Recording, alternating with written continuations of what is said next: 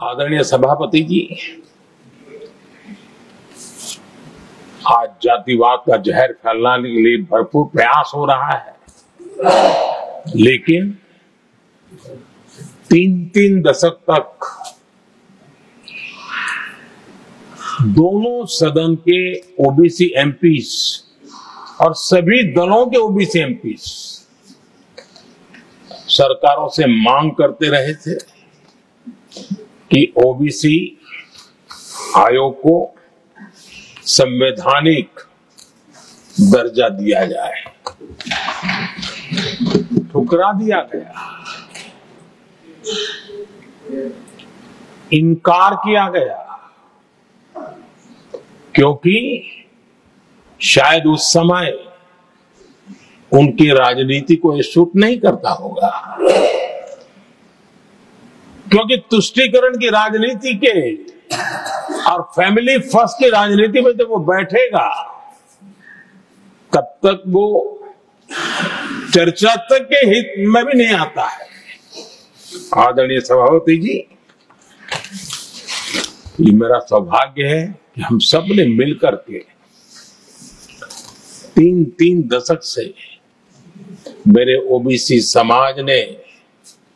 जिस बात के लिए मांगे की, आशाएं रखी, जिसको निराश करके रखा गया था, हमने आकर के इस आयोग को संवैधानिक दर्जा दिया।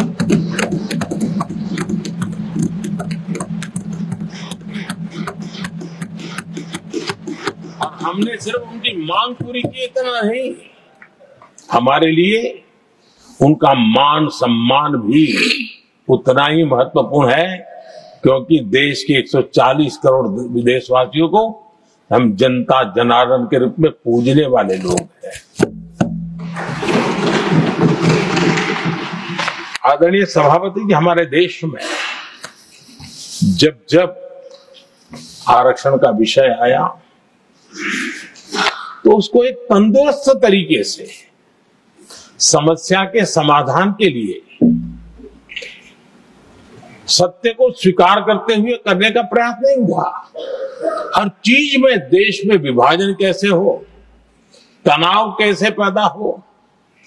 एक दूसरे के खिलाफ दुश्मनी कैसे पैदा हो, वही तरीके अपनाए गए। देश आजाद होने के बाद जब जब ये प्रयास हुए हैं, इसी तरीके से हुए हैं। पहली बार हमारी सरकार ने एक ऐसा मॉडल दिया और सबका साथ सबका विकास के मंत्र की प्रेरणा से दिया कि हमने सामान्य वर्ग के गरीब को 10% आरक्षण दिया,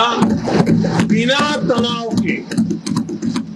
बिना किसी का छीन करके। और जब ये निर्णय किया तो एससी समुदाय ने भी उसको स्वागत किया, एसटी समुदाय ने भी स्वागत किया, ओबीसी समुदाय ने भी स्वागत किया। किसी को भी पेट में दर्द नहीं हुआ, क्योंकि इतना बड़ा निर्णय, लेकिन करने का तरीका था सबका साथ सबका विकास, और तब जाकर के बहुत ही स्वस्थ शांत तरीके से पूरे राष्ट्र ने इस बात को स्वीकार किया।